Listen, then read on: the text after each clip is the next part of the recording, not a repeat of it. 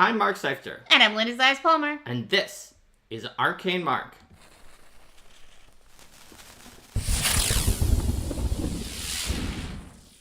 Hello, everyone. Hello, everybody, and Welcome to Arcane Mark. On today's show, we are going to be giving you a beginner's guide to the electricity element for elemental avatars and Eldamon.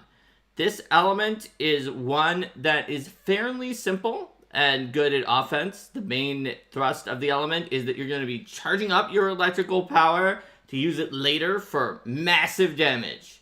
So that's what we're going to be looking at today in our guide. So to start off with the guide, there's some basic playstyle ideas that you're going to have to think about.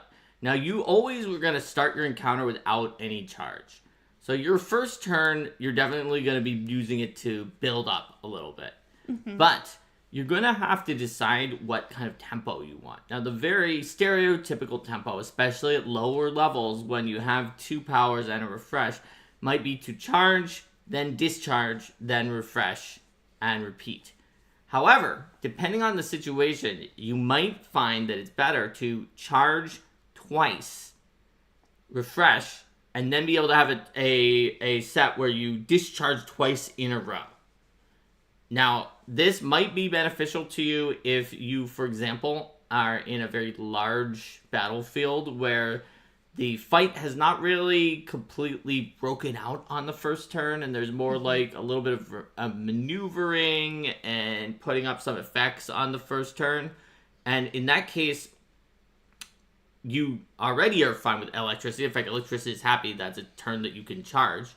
Normally, in those kind of fights, then you discharge on the second turn when the fight is broken out. But some cases, it's not the right condition for you to really make your big move on that second turn, either because you didn't carefully think about which power to leave yourself for the second turn based on the situation, or some unexpected thing happened. Like, you have a line that's left over and nothing is really in a line with each other that you can go and find, or your allies are in the middle of the line and are blocking it off, or you left yourself with your extremely damaging, like, touch range attack, but nothing is in range for you to move up to it and touch it. Mm-hmm. And so because maybe you thought an opponent would be, but they've since been defeated by your allies in the meantime, and the one that's left is farther away. That's right. So, basically, you're going to want to think about how your tempo is working in 2 different cycles. The smaller cycles of charges and discharges, and the larger cycles of refreshing. Although, in the case where you're really hoarding up, it may actually be a larger cycle for the charges and discharges and a shorter cycle for your refreshing. So we'll need to get into sort of what does it mean to charge up more, and what does it mean to discharge and things like that. And we'll also talk about other ways that you might be benefited by the more unusual strategy of charging up, based specifically on some of the powers and abilities that we're going to show you. But I wanted to talk about those philosophies first of all before we even get into the powers. Now, we're going to be talking about some of the exact specifics with numbers based on the Pathfinder 2nd Edition version, but the 5th Edition D&D version also uses the same charge-discharge pattern. Its damage numbers just tend to be like a smaller number of dice, but of a larger die size most often. So when you see that in your 5e book and you're like, wait a minute, this isn't D8s, it's actually D10s. It's proportional. It's going to be proportional, and the advice from this video is still going to be accurate. There's 2 conditions you're going to want to pay attention to that are new for the electricity element. One of them is charged, which we've been sort of talking around that condition. It has a value from 1 to 3. So you can charge. So charging up is meaning increasing the value of that higher and higher. Anytime you charge, you increase its value by 1 to a maximum of 3. While you're charged, you are also shocked, which is the other condition that I'm about to explain. And then you can discharge, which will reduce the charge condition by 1 to gain additional effects. And if you wind up getting hit by electricity while you were charged, you wind up reducing the charge value instead of removing the shocked condition, which normally getting hit by electricity removes the shocked condition. Mm-hmm. Which means that if somebody else is hitting you, they're going to be depleting with electricity. They're going to be depleting the power of your charge. That's right. So, the shocked condition normally does not have a value, and a shocked creature is electrically sort of charged, not because they charged up power, but because they've been charged by electricity that's on them. It makes it easy for electricity to harm it. So in that case, it's off guard against electricity attacks, or any attack that deals electricity damage, even if it's only a little bit from a shock weapon. Basically that being shocked allows the shock weapon to hit more easily. And it takes a circumstance penalty to fortitude and reflex saves against electricity effects as well. So it's easier to land all of your attacks against a shocked opponent. When you take electricity damage, it's going to end the shocked condition. Also, you can spend an interact action to remove your own shocked condition if you're not charged, because if you're charged, you're just shocked constantly. Yeah. It could be worth a while if you don't want to take a big hit from an electric attack, but in that case, you kind of slowed or stunned them for an action. Absolutely. So this means that the people who are using electricity as an element are themselves also kind of vulnerable to electricity. It's an element that works well against itself. That's right. So let's take a look at the powers that you can use for electricity. Now, with all of these videos that we do, there are also like universal powers that any Eldamon can use. And in some cases, like fire or force or something like that, you know what? You don't mind taking a universal power. Electricity is going to not really want to take universal powers if possible, due to the fact that they're not going to help you charge up. Now, they won't force you to discharge either, but they'll slow your speed to which you can do a powerful. So they're not going to synergize as well. It could be worth it to put it into your cycle if it's exactly what you need for your combo, and understanding that it doesn't cost you your charge either. So if you have exactly 3 powers, instead of having an off parity cycle of like charge, discharge, refresh, then discharge, charge, discharge, but only on the later turns, you could do something of like charge, discharge, universal, refresh. If you want it, if you're figuring, well, I'm not even gonna get to round 7 when not having the universal power would have allowed me to do like a second discharge before refreshing. Yeah.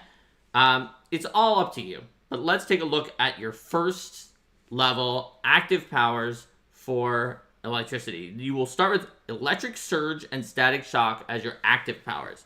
Now, electric surge is basically going to create a little shocking line. It does D4s of electricity. Little mini tiny in a lightning bolt. 20-foot line. It's a little lightning bolt. And that line can eventually grow as you level up. Now, you can either become charged if you're doing it that way, or if you have some charge to give, you can discharge, which increases it to a 40-foot line, and the damage goes up to D8s. And eventually, as you go up in level, it becomes a 60-foot line, and then at 120 feet if you discharge for it. Now that's your big line, or not that big, but big for first level. So you always become, when you use these things, you always become charged or discharged, right? There's no I don't become charged or discharged. Why would you want to do that? But no, you have to choose one. Even if you're already charged, you can always get higher charge. Unless you were charged 3, in which case, it's a good why time would to you not discharge? Right? So, no, I figured, but it's not like but you're always picking one of those two. So your electricity powers are always part of that cycle. Yeah. You have to choose one. If you really want to, you can just, if you really don't like discharging, you can become charged even though you were already charged 3, and it just doesn't do anything. Yeah. It's equivalent to doing neither, but I don't know why you would do that. So static shock is a melee damaging attack. Even if you don't discharge, it still deals D6s of electricity and charges you up. If you discharge, it deals D12s, which is a lot of damage. That is a lot of damage. It is. So that really seems like you're going to want to... It's a lot of D12s. It's an incredibly large amount of damage. It's akin to like a Magus spell striking while using like a focus point to do additional damage, or like a slotted spell that's not quite the best slotted spell that they can do. So it seems to me that like in a lot of cases you might want to charge off of electric surge when there's a lot of enemies, and then close into static shock the boss. Yeah. Yes. It tends to be a very standard play. Also, if there's a solitary opponent, you electric surge them first because you might as well do the lower damage with the one that's less well suited, and then you static shock them. Another choice is if there's a big group of enemies that are equivalent, you can static shock one of them to do a big AoE on the second turn. Basically, you want to use the one that's less suited for your fight to charge up, and the one that's more suited for your fight to discharge if you can. And if it doesn't work out because you're like, okay, I'll shock first, then I'm going to do an electric surge on the second turn, and your line gets screwed up because your allies are just like in the way or just nothing is lined up, you can always charge again and then try to discharge your 2 charges on the second cycle. So, additionally, Static Shock not only does D12s, it also can shock the opponent on a success or a critical success. And even on a failure, the opponent actually takes a very small amount of damage and becomes shocked. So because you're shocking them, then this is gonna set yourself up well for hitting them with future attacks. Correct. It's very reliable. Which also means if you start with the static shock and then do the big electric surge, the one that you hit or even missed, as long as you didn't critically fail, will be more likely to fail their save against the electric surge. So you not only have those offensive moves at first level, but just like in any of our other guides, you'll see that you have a reactive move and also a refresh power to get your powers back. So your reactive power is retributive shock. When an adjacent foe hits you with a melee attack, or any foe hits you with a melee unarmed attack, or a melee attack with a metal weapon, then you take the opportunity to shock them.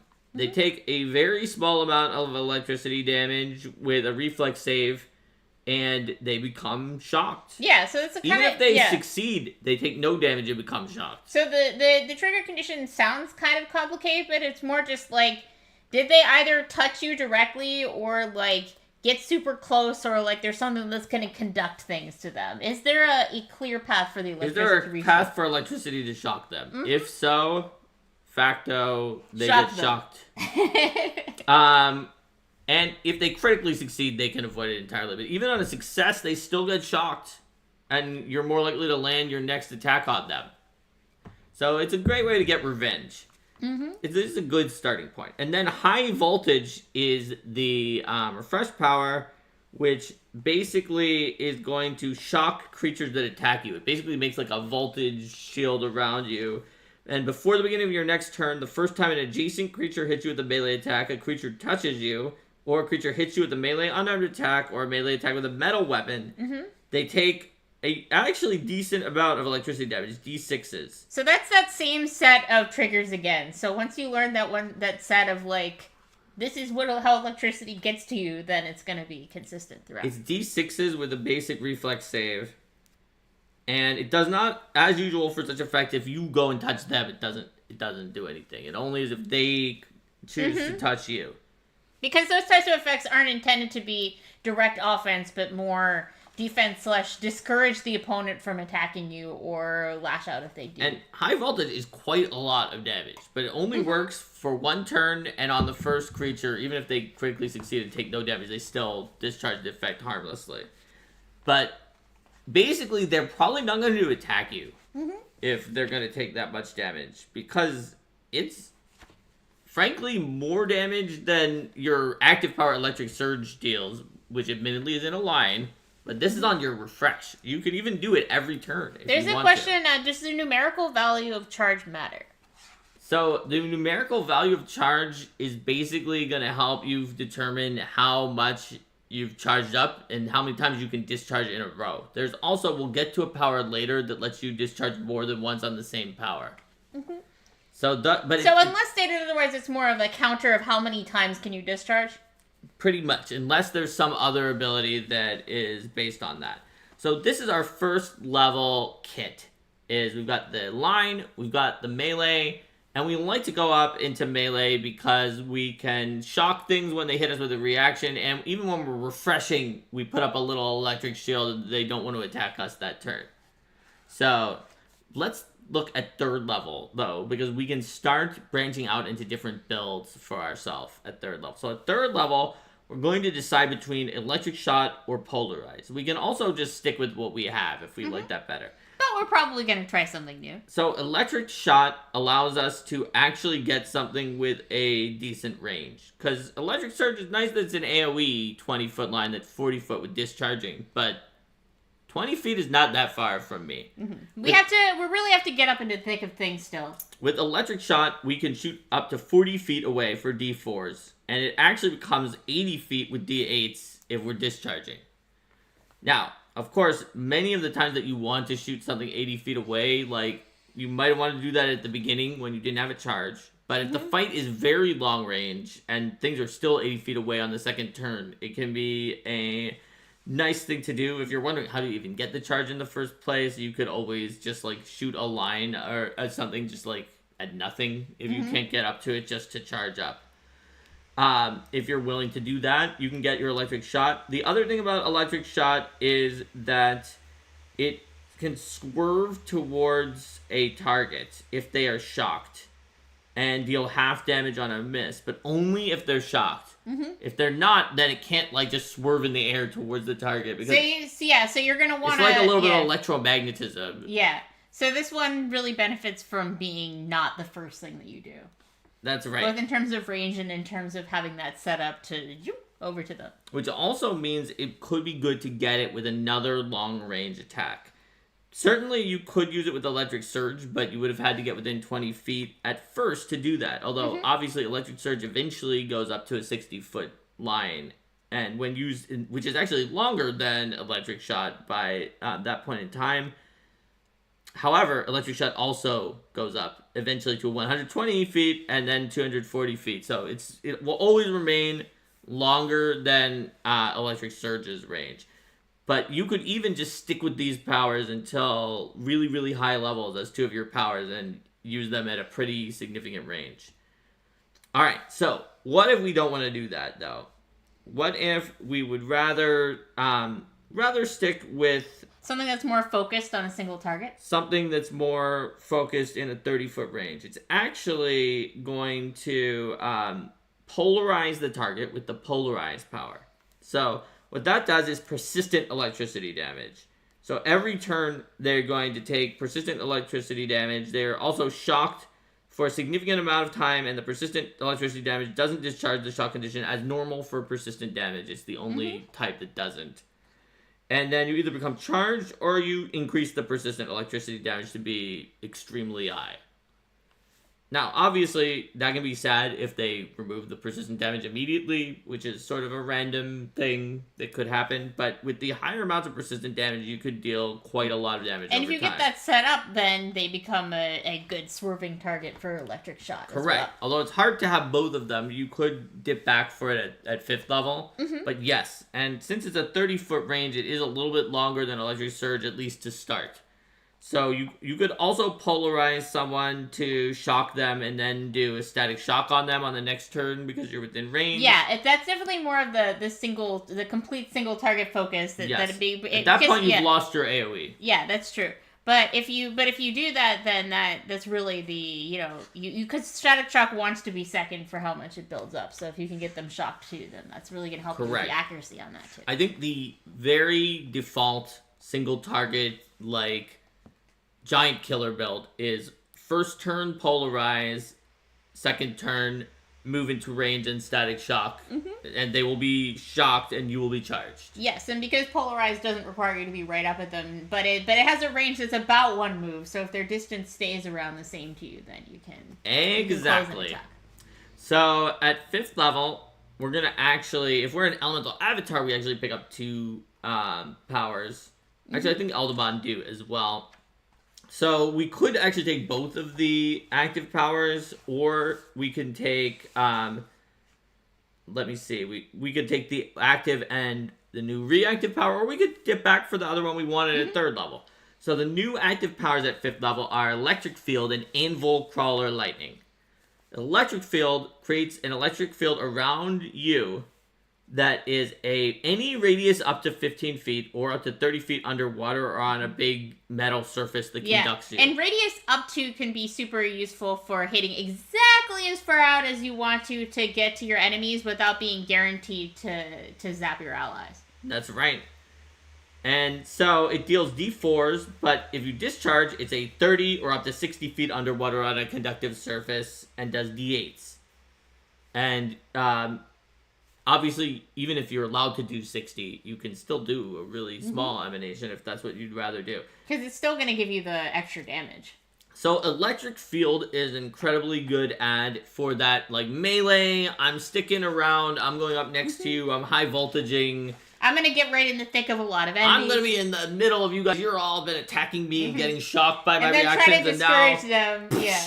And then when you refresh, try to discourage them from attacking you by pulling up the high voltage. High voltage, yeah. Whereas if we're actually going to try to be more backline with some of those other options that we could have taken, Anvil Crawler Lightning is a good choice because it gives us a new shape that we didn't have active before, and it gives us fortitude saves. So lightning branches out in a cone of spidery fingers, shocking and charging all creatures in the area. D4s in a 30-foot cone with a fortitude save, and they become shocked if they fail. If you discharge, it does D8s, and the cone goes up to a 60-foot cone. So at this point, we have multiple lines, a single target range, a single target melee, and an emanation, and now a cone. That's so there's right. a lot of different shapes going on with electricity, for sure. So if we decided we wanted electric shot, anvil crawler, lightning, and electric surge, we would have like a ranged attack, a cone, and a line.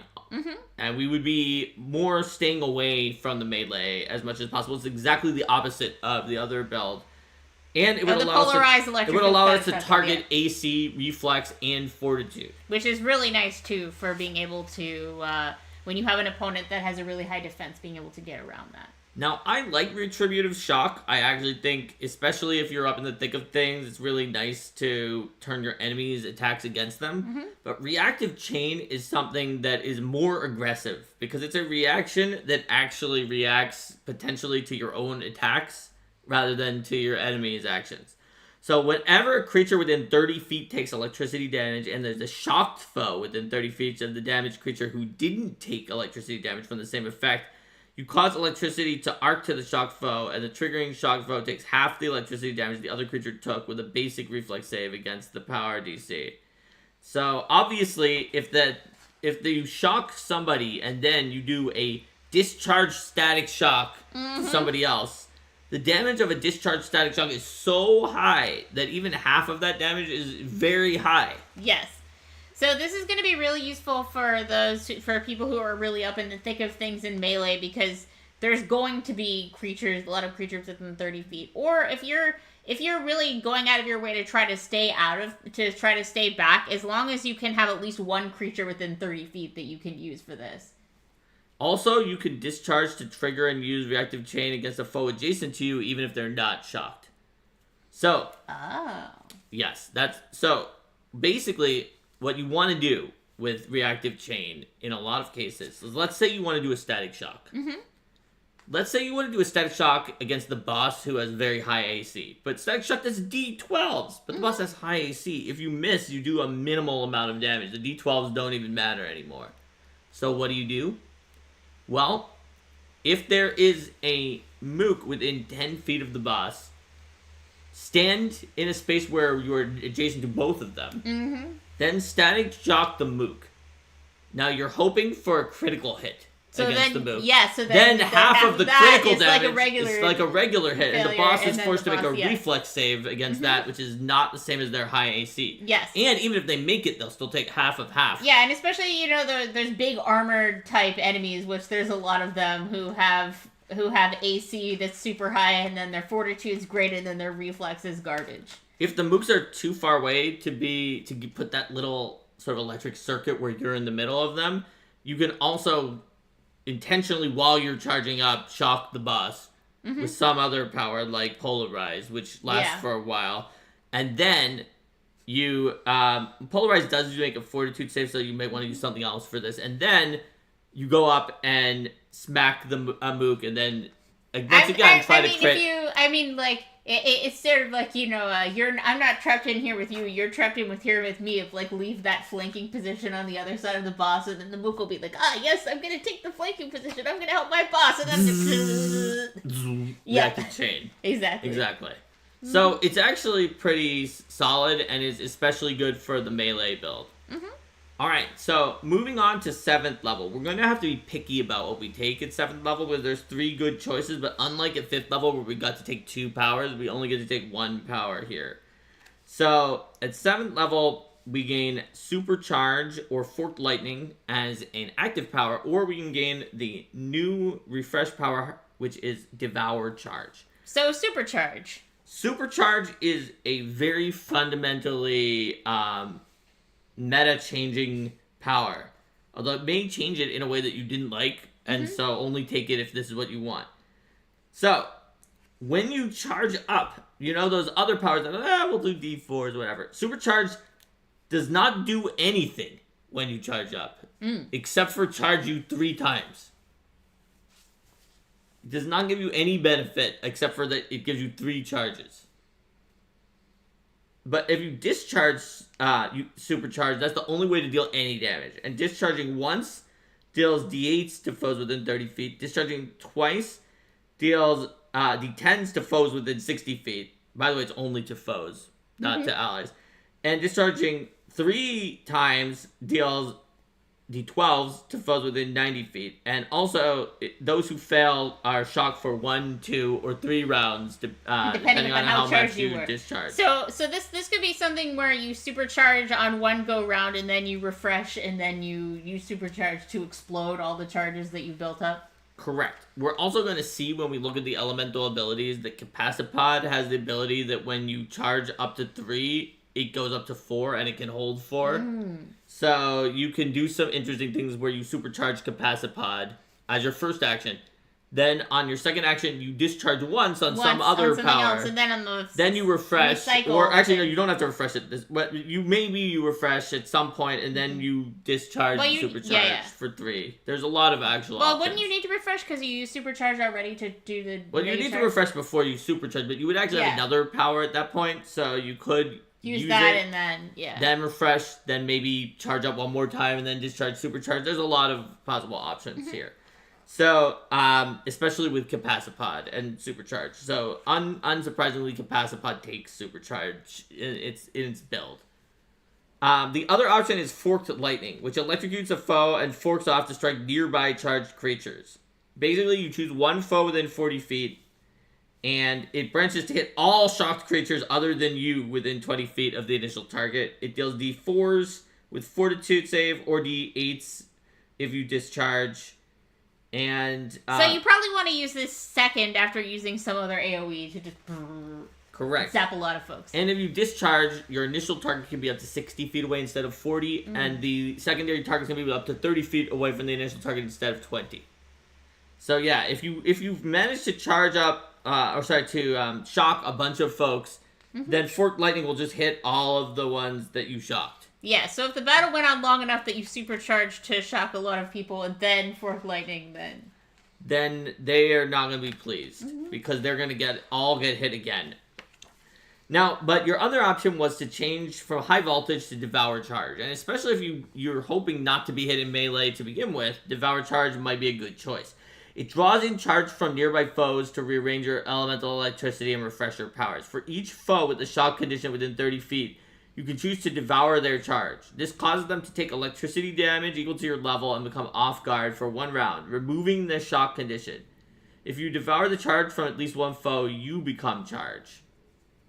So it's actually a way to gain an additional charge while you're refreshing, as long as you had at least one foe that you could. And the fact that they become off guard for 1 round means that they keep that off guardness from having been shocked, but it also applies to all the other things too that are electricity. But it does mean they don't take a penalty to their saves against electricity effects. So if your next move was going to attack their AC anyway, then it didn't really hurt you. Or if you wanted to make sure that you were helping set up your allies for an attack too. Correct. But if you had this and supercharge somehow, which you can't at 7th level because you need to be until 9th level to do it, then you could do at least combo with the Capacipod of supercharge for 3, discharge power Mm-hmm. to be down to 2.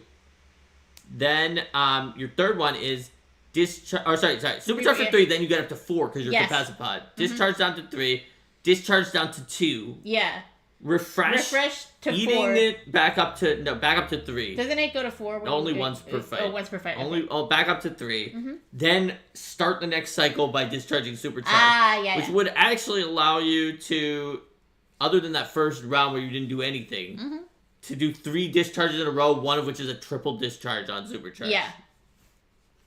For instance. Or you could be like, well, I don't want to do that, and you could hold off on the supercharge and instead discharge twice on the next cycle and then discharge once on the supercharge, which would allow you to do like 5 discharged electric moves in a row. Basically, those two can combine well with each other if you take them, which does require you to spend your 9th level pick on a 7th level power. Don't overlook that option. Speaking of, maybe you will overlook that option because there's some 9th level powers. However, some of them are idiosyncratic, especially Jolting Embrace, so you might not want that unless you're continuing with that melee build. So remember how annoying it is when people, for your enemies when they attack you in melee? With Jolting Embrace, you can make it even worse. Annoying. Until you refresh every adjacent creature that hits you with a melee attack, as well as ones that touch you or hit you with an unarmed attack, take electricity damage equal to your level and become shocked. Automatically. And if you discharge, it's even more damage. So, yeah. This can be really, really annoying for people who attack you, especially if they attack you many times, like lots of small hits. They're just gonna keep taking electricity damage and become shocked. And it's like, maybe they will decide not to attack. They're probably gonna decide eventually to not attack you because you're doing so much damage, and then you're just able to more safely be up in the thick of them while they. And if you have Retributive Shock, this stacks with Retributive Shock. Yeah. In fact, it happens immediately. So. And if they're frenzied or mindless, then they're just gonna take a lot of. So if they attack you and get Jolting Embrace, they're now shocked, which immediately gives them a penalty on their save against Retributive Shock, which then will shock them again unless they critically succeed even despite the penalty, which is pretty unlikely. They probably might need a 20 or to be like a pretty high level foe. And then they'll get shocked again. Yeah. And take electricity twice. And yes, if you use high voltage, it ends Jolting Embrace because when you refresh, Jolting Embrace ends, but then you shock them even more for the high voltage. Yes. So you're just constantly surrounded by like a cage of electricity if you take that. But many builds won't want to do that because of the fact that it is reliant on the enemy to attack you. So if you're not doing that, you can take Ball Lightning. It creates a ball of lightning which lasts for a few seconds and you fling them at nearby foes, like a whole bunch of them. Choose up to 4 foes within 30 feet of you and fling balls of lightning. And it deals D12s, but only half as many as usual. Well, because it's very focused in the way that it goes. That's right. Which means that you can easily avoid hitting your allies. And if you discharge, it deals D10s, not half as many as usual. Like the full number of D10s to all of those targets, and you can hit up to 8 foes within 60 feet of you. Was discharge the other one that didn't hit your allies? Because most of them. Supercharge. So supercharge, supercharge didn't hit your allies, but a lot of the area ones would hit your allies. And if you want to supercharge and hit for as much damage as just Ball Lightning does, you actually have to discharge supercharge for 2. Whereas Ball Lightning only requires you to discharge for 1. But both of those then can be part of a, like, I'm doing a lot of damage, but I'm being careful about not hitting my allies type situation. Yes. The main benefits of supercharge is that wait a minute, supercharging and discharging for 2 is only going to give me the same damage as Ball Lightning discharging for 1, and with roughly the same range, actually the same range as it, but supercharge shocks for 2 rounds instead of 1. Ball Lightning does shock for 2 rounds, but only in a critical. Yeah. Also, supercharge uses a basic reflex save instead of an attack roll. And the missed attack roll on Ball Lightning does a very minimal amount of electricity damage, whereas supercharged on a successful reflex save still deals half. Yeah. Which also, is a if you lot have better. A lot of foes, then yeah, supercharged also has an unlimited number instead of only 8. Only 8. Yeah. Or wasn't it 4? Oh, I guess 8. Only 8 on a discharge. Only 8 on the discharge. Yes. Fair enough. Also, you don't have to worry about increasing your multiple attack penalty after you attack all 8 of those creatures. So it can come down more On to a supercharge. reflex versus AC for defense. Also, Ball Lightning is higher level and doesn't have an option that To lets you supercharge charge up a yourself lot 3 for times. things like that. Yeah. So they're good for different things. All right, but and remember, you can also go back to your 7th level abilities. Now let's move up to level 11. This is when we're going to see 2 cool new active powers and the final reactive power. Detonate Charge lets you release a volatile surge of electrical energy from a charged or shocked creature to damage that creature and all nearby. Choose a shocked foe within 60 feet, and they're going to take D12, but half as many as usual, with a basic fortitude save. And then you can create an emanation around them, not you, between 5 and 30 feet, and all other creatures in there take the electricity damage rolled against the target So this lets you keep at a decent with range. a basic then. reflex save. And then they become shocked for 2 rounds on a failed save. Now, either you become charged or you can discharge, detonating your own charge because you were discharging instead of the charge on other creatures. If you discharge, your emanation can be up to 40 feet, centered on yourself, not on a shocked foe. And you don't deal damage to yourself, but instead deal D10s and the full amount of D10s to the other creatures in the emanation. They become shocked for 4 rounds on a failed save. Oh, so you're either doing a long range thing that charges yourself up, or you're doing like a projected out from an opponent, or you're circling things around yourself and doing more of a melee thing that discharges and does more damage. That's right. And shocking. And it doesn't rely on a fortitude save on the base target and having an enemy that's already shocked. Yes. Which you cannot actually use detonate charge if you are not charged and there are no shocked enemies. So it can be your first attack Yes. of the fight. Well, unless somebody came up to you and got hit by a reactive shock before then. But I mean, it makes sense because it's more of like a detonate charge. You have to set the charge first. Correct. The other level 11 active power is Shocking Curtain, which traces a curtain of electricity across the battlefield, and it basically is going to electrocute creatures that cross the curtain. They'll take electricity damage and become shocked for daring to cross it. You can also discharge to make it even more electricity damage and a larger curtain as well. Now, So this keeps in with the general theme of deterrence. Yes.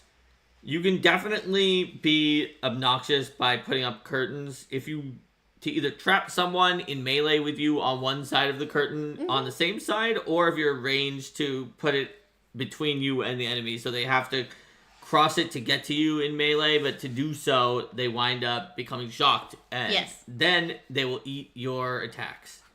So your final possible electric reaction is Protective Shock, which is pretty strong, but it's different than Retributive Shock or Reactive Chain.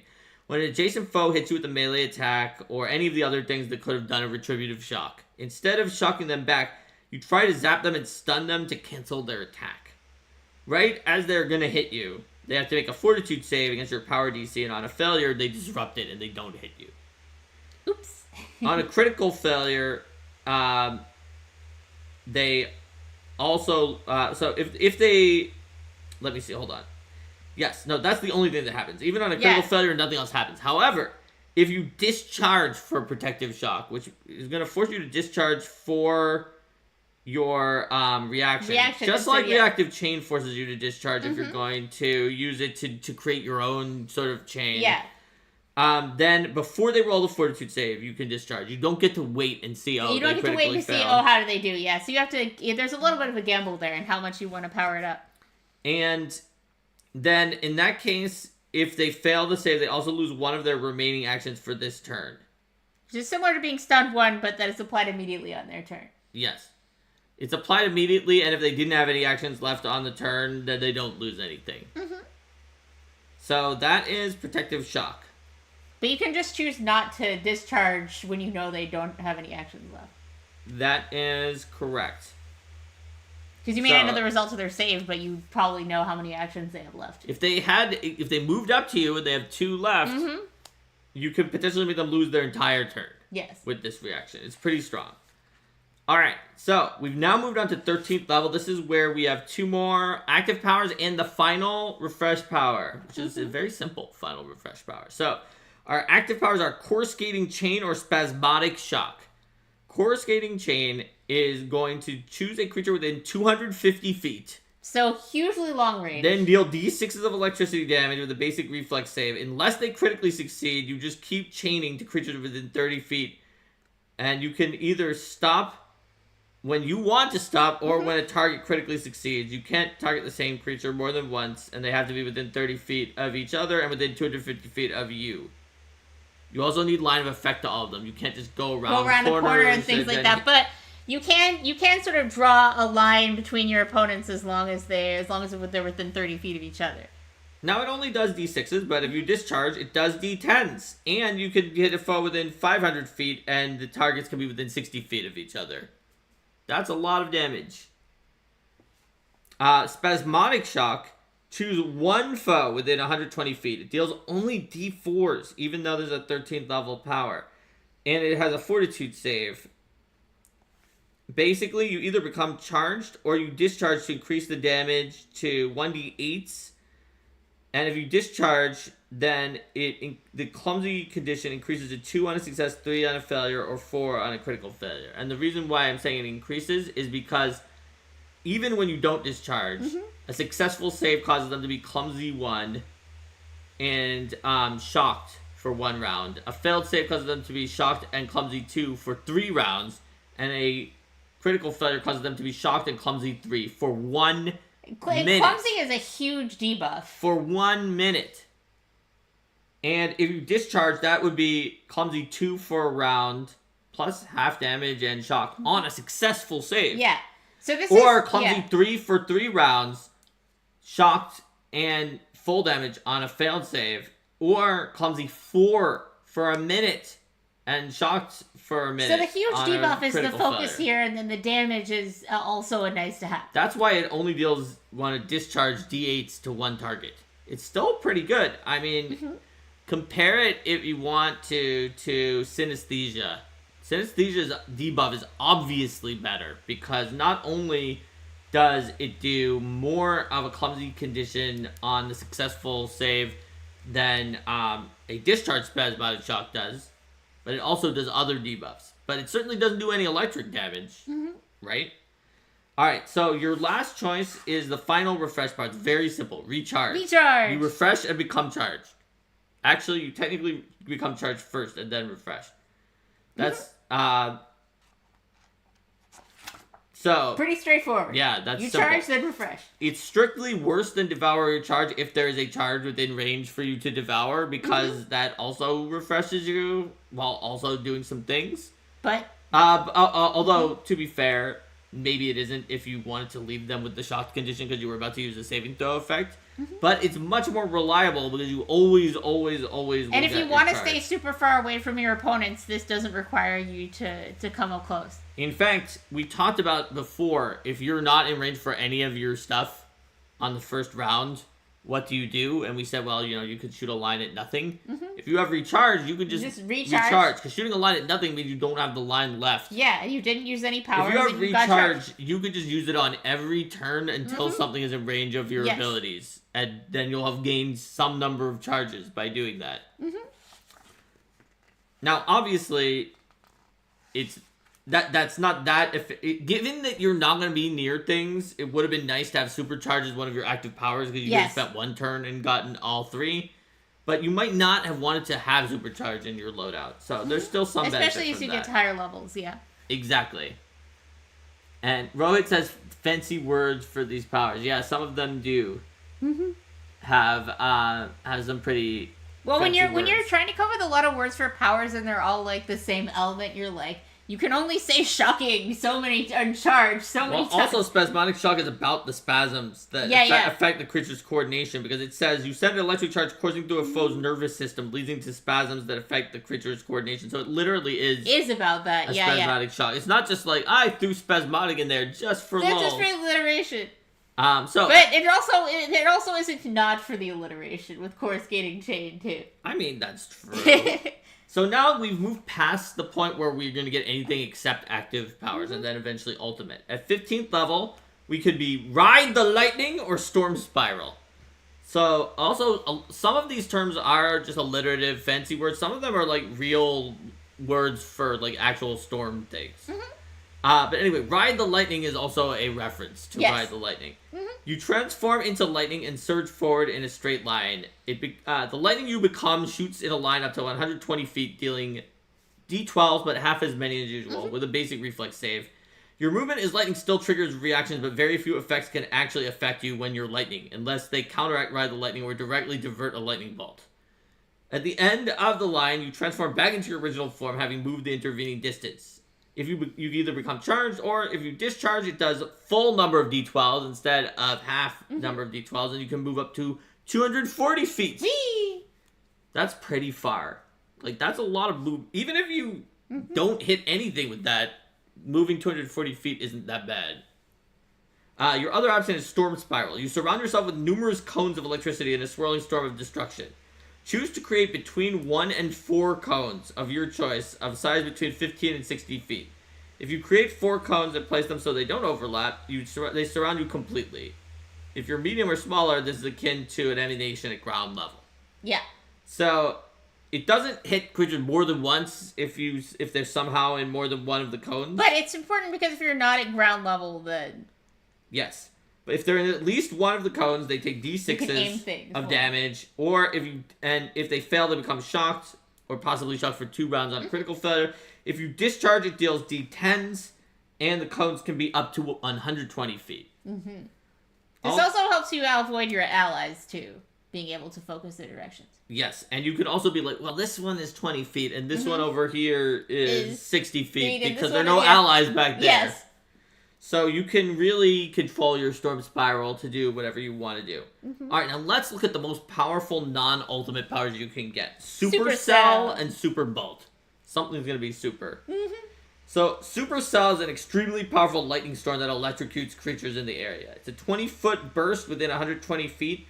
Anything that starts their turn in there is going to take D6s of electricity damage, but half as much as some of your main powers. But it's every turn, and they become shocked after that. So they take the damage, now they're shocked, and it's just not good for them because you're going to hit them with something else. Mm-hmm.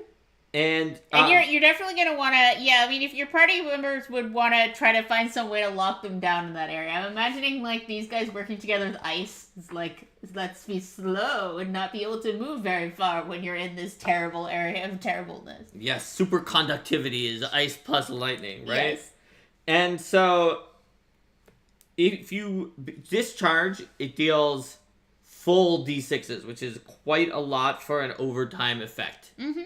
And you can choose to have a 25 or 30-foot radius burst if you want, instead of a 20. It still has to be at least a 20-foot radius burst. Well, a lot of these abilities let you do up to or focus or things like that, but not this one. This one's 20, or if you discharge 25 or 30. Some of the other ones also... only let you go to the minimum of their minimum amount, but they make sure that discharging doesn't actually ever hurt you. Yeah. So Super Bolt brings down one incredibly powerful bolt of lightning from the heavens, stunning all foes along its path. So it strikes down. So it's a vertical line. Down in a vertical cylinder with a radius of 5 feet, and your choice of height up to 200 feet. It must strike the ground within 200 feet of you. It cannot just stop in midair. Creatures in the area take 1 d6 of electricity damage, and you either become charged or you can discharge to increase that to d8s. And you might say, wait a minute, d6s only go up to d8s? I remember these patterns. It should go up to more than that. Well, hold on a sec. Mm-hmm. Even if you don't discharge, on a failure, they're stunned 1, and on a critical failure, they're stunned 2. If you discharge, they are stunned 2 on a failure, and stunned 4 on a critical failure. So that's losing more than an entire turn. Unless they're somehow hasted. Yeah. That's more than a whole turn's worth of actions that they've lost on the critical failure. They're going to have to pay for the rest of it on the next turn. Mm-hmm. It's a very Super Bolt, okay?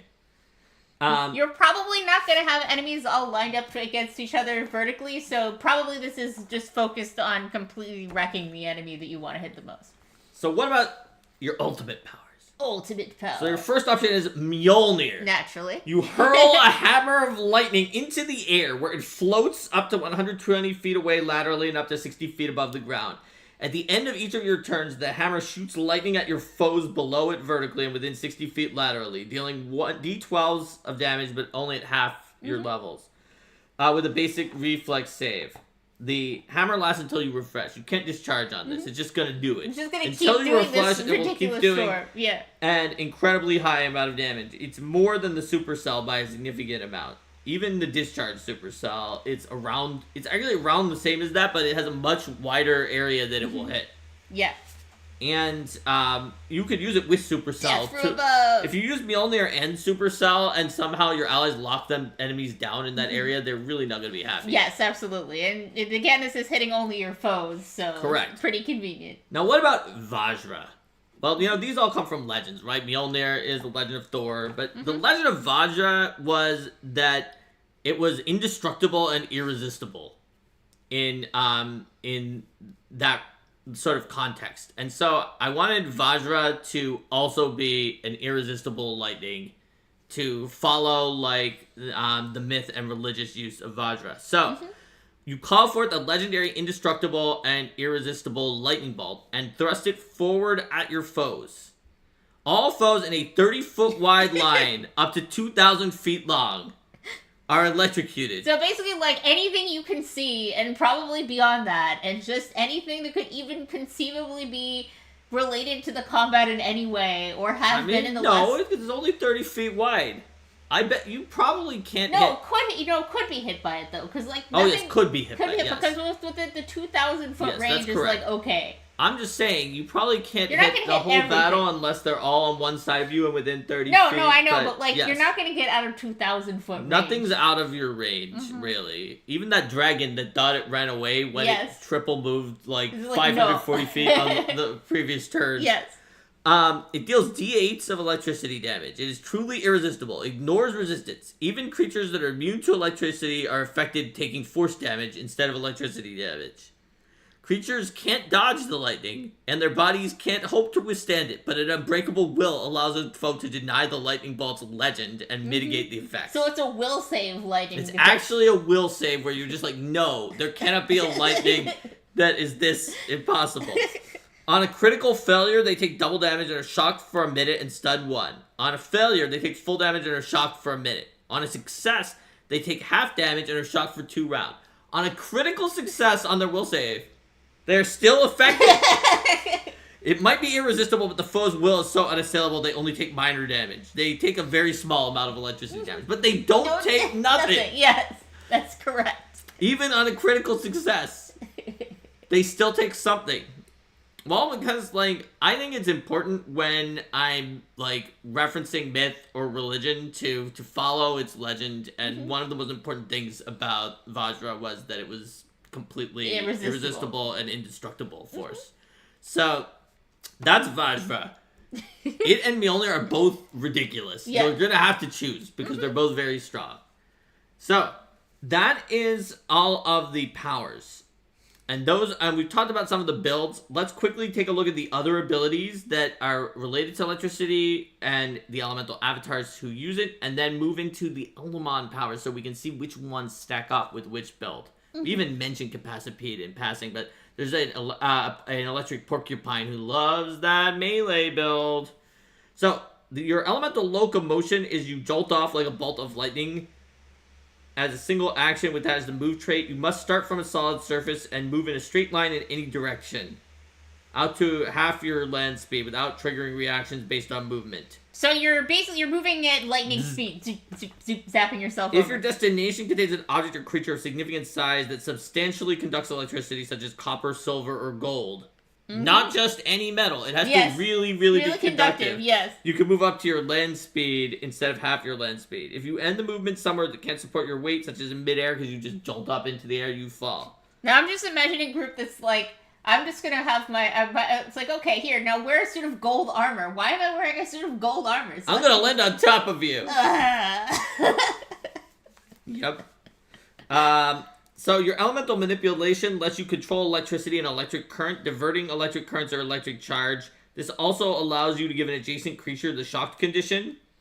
At your GM's discretion, you can also make other small adjustments to your electricity. Your elemental resistance obviously makes you resistant to electricity, but Really? your environmental electricity effects never strike you by chance. So when you're in a lightning storm where there's like, every hour there's a chance it will that you're hit struck with somebody, lightning, it will never hit you. Or, yeah. It doesn't protect you from electric attacks or magically controlled weather.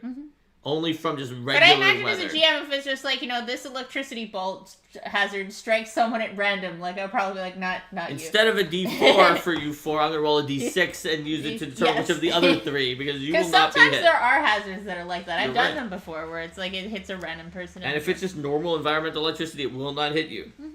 Elemental Sculptor lets you move and control electricity to a much greater extent. You can channel significant electric current and even direct nearby environmental electricity to another target of your choice. For instance, if a lightning bolt from a thunderstorm, not a spell, power, or other ability, was about to hit a tree, you could divert it to a nearby foe instead. At the GM's discretion, you can make other similar adjustments to electricity, shape, or position. I see in chat too, there has to be some value of conductivity that qualifies as substantially conducting.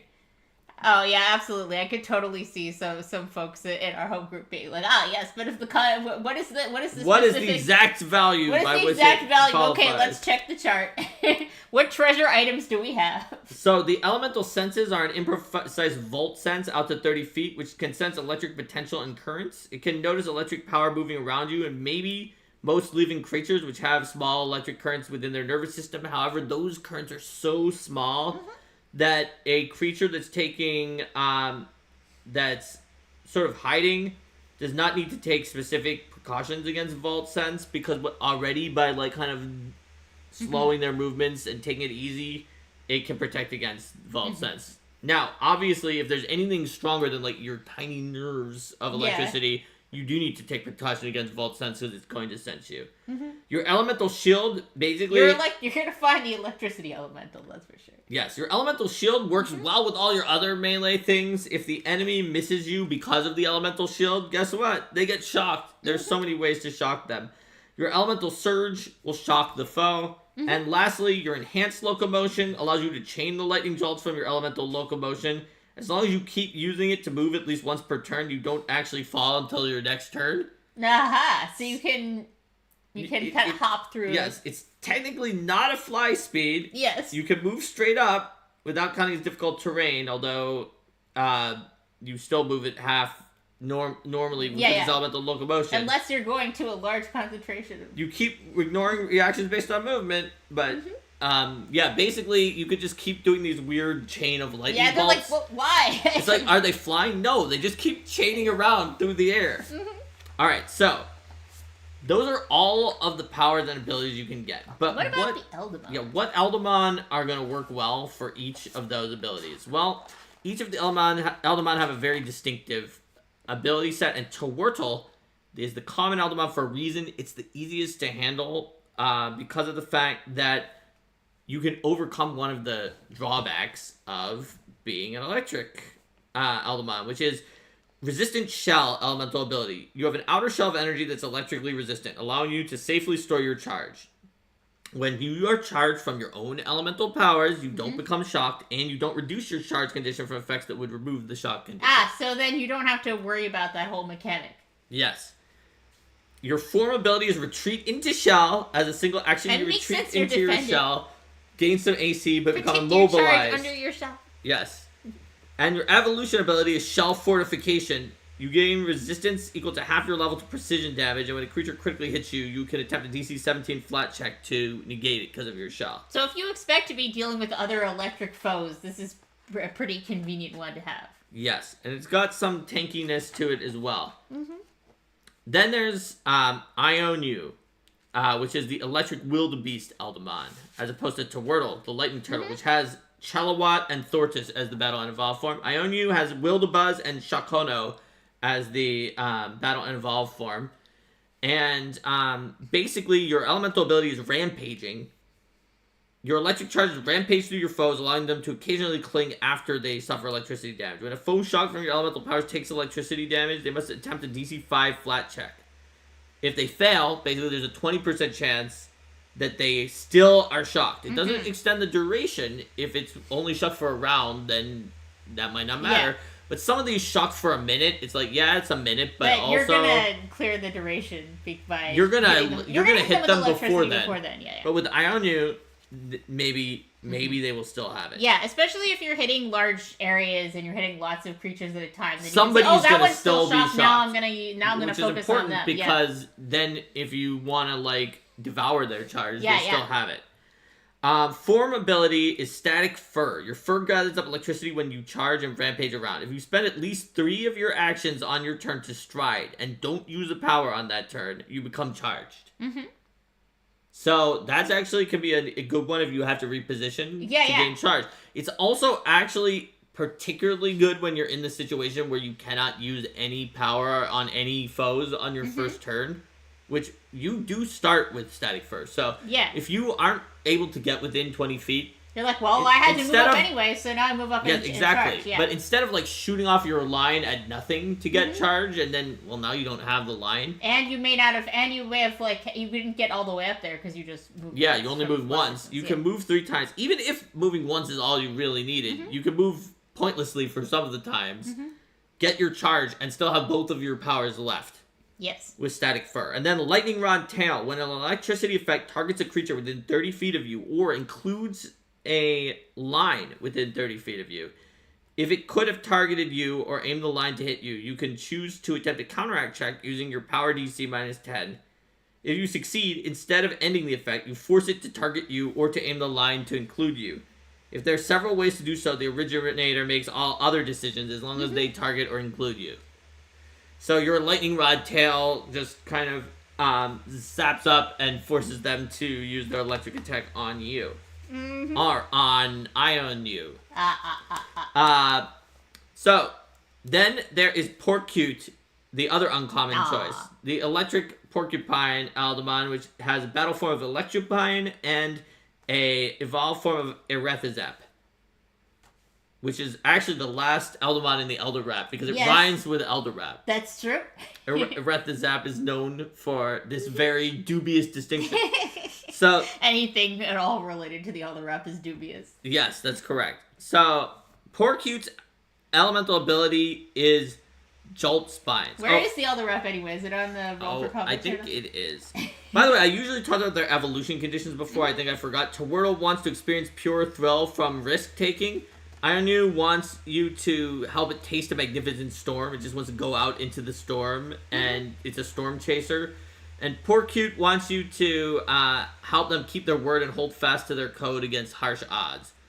Their elemental ability is Jolt Spines. When a foe fumbles an attack, they strike a needle of electricity, instead shocking them. Anytime they critically fail an attack roll against you with a melee unarmed attack or an adjacent melee attack, they take a little bit of electricity damage and become shocked. And your form ability is Defensive Quills, that if they hit you with a melee unarmed strike or a non-range melee strike, they take piercing damage instead of electricity damage. It does make sense that you would stab them. So if they miss you completely and fumble it, then you zap them. If they hit you, then you stab them. Yes. The only thing that's safe is if they miss you by a small amount. Or just decide not to attack you. They're just like, no, I'm not going to attack. And remember, this is not even counting the fact that you can have retributive shock. Yes. You can have a high voltage. And other things that protect you. And your last evolution is Protective Armor, where you wear Electrified Heavy Armor, which increases your armor class. It does slow your movement speed, but it gives you more armor than pretty much most Aldemon have. And so, basically, you're like tanky, go up there, they keep attacking you, and they keep getting taking a lot of damage. shocked and stabbed for it, yep. Correct. It's a lot of fun. So let's move on to the rare one, Centesla, which can be have a battle form of Capacipod and an evolved form of Dielectropede. So Centesla is the one that we talked about before. Their evolution condition is satisfying their completionism. They're obsessive completionists. They want to get everything. They want to get everything, which is why their elemental ability is Segmented Capacitor. They segment it off their electric charge to gain higher capacity. They can become charged up to charge 4. Once per 10 minutes when they are charged 2, and would gain a single charge from an electricity power. They become charge 4 instead of charge 3. This has no effect if you weren't already charged 2 before using the power. Oh yeah, that's right. You can't actually use supercharge to go directly up to 4 with Send Tesla. I forgot about that. Oh, that makes sense. But, however, the thing I said before still works. Because you supercharge to 3. 3, and then you go down, and then you go up. Yeah. Then you discharge to with your second power to 2. Then you use your third power to charge back up, and then it takes you to 4. And by the time you go back to supercharge, you still have 4. Yes. Your form ability is so many legs. Due to your extreme number of legs, it's incredibly difficult to knock you prone. You have a +4 circumstance bonus to any fortitude and reflex saves and DCs to effects that would knock you prone. Yeah, I mean, you do have a lot of legs. So many legs. And your evolution ability is constant bolts. As long as you're charged, your capacitors Which you probably are. shoot off superfluous lightning bolts. Any foe that ends its turn adjacent to you takes electricity damage based on your charge value. So Rohit was asking, is there anything that is based on your charge value? And this is. The damage also doesn't make it lose its shock condition. Also the ability to supercharge out. Yes. So this could be up to, at 15th level, if you were at maximum charge of 4, it would do 12 damage to them just for ending its turn next to you. So those are all of your choices. You can see they each have a very distinctive playstyle, and they each have benefits, advantages and disadvantages, times that you would want to use them, and times that you wouldn't. So,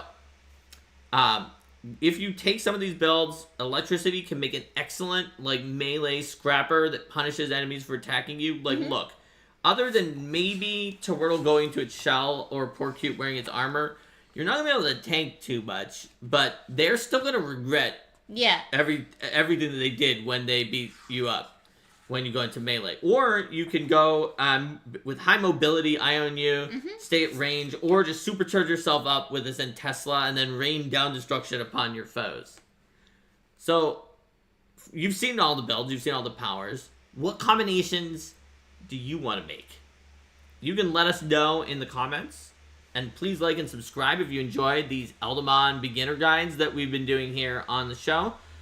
It's time towards the end of the episode, so let's vote for our next Saturday episode of Arcane Mark. So we've got several options here. You can either build a hazard, you can ask us for Save My Game Q&A, we can talk about running silly games, we can play a game on here, or we can do another Eldamon element, or even other if you just want to do something else. So let us know in the chat by putting 1, 2, 3, 4, 5, or even 6 into the chat, and we will decide what we're going to do. So right now we have, it looks like we have 1 vote for 3. Oh, it looks like 3's going to 2 happen. votes for 3. Oh yeah, Rohit, what was your thesis about? So I think 3 is probably going to win out on this. Since we don't have a huge number of votes here, so we will be talking about running silly games. Camelot, it is a silly place.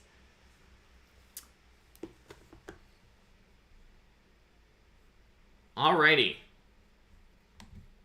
I think Rohit's thesis was about nuclear physics. I mean, Rohit teaches physics as the name suggests. I assumed that was going to be about physics. It wasn't like Rohit teaches physics, but gets a PhD. Gets a PhD in an unrelated field. Yes, gets a PhD in medieval history. Okay, but there's a lot of Awesome. Congratulations, that's a huge step. Yep, absolutely. All right, everyone. We'll see you on Tuesday when we're going to talk about improvising in rules-heavy games. On Saturday when we're going to be talking about running silly games. Or anytime later when you want to join us for Arcane Mark. I mean, you don't actually have to watch this on Tuesday or Saturday. These videos are going to be here for a long time. You could watch us whenever you want, which could be never. It looks like Rohit was doing calculating fragmentation functions. Cool. All right, everyone. Take care. Have a good weekend, and we'll see you next time. Bye. Bye.